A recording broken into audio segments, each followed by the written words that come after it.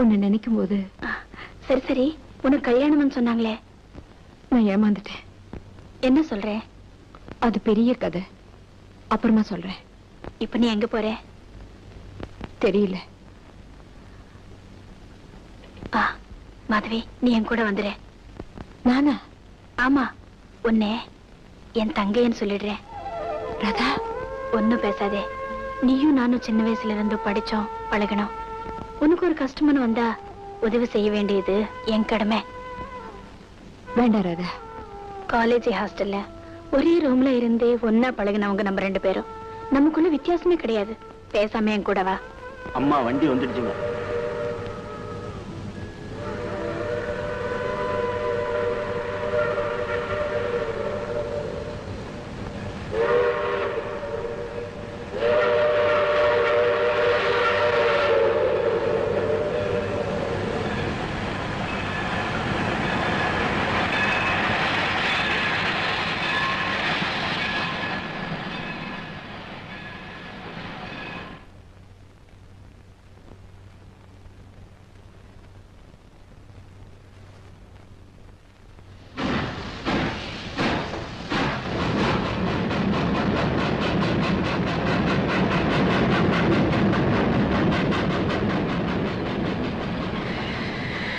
ஆமா, உனக்கு என்ன தைரியம் இருந்தா இப்படி தனியா வீட்டு விட்டு ஓடி வருவே?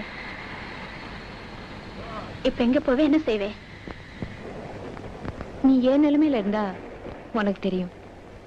என்ன சொல்ற? சொன்னா அதிர்ச்சி அடைய மாட்டியே. சொல்ல. என்ன நீ சந்திக்காம இருந்திருந்தா என் பணத்தை தான் பார்த்திருப்பேன். மது,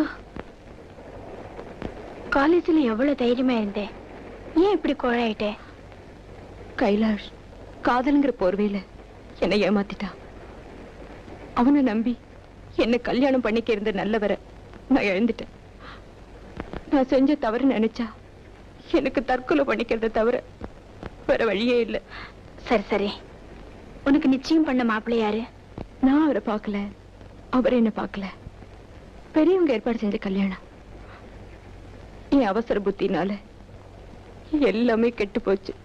கவலைப்படாத மாதவி, இப்ப உனக்கு சோதனையான நேரம். என் கூட கொஞ்ச நாள் இரு, உன் மனசுக்கு நிம்மதியா எல்லாமே நல்லபடியா நடக்கும். சரி சரி, படுப்போம் வா.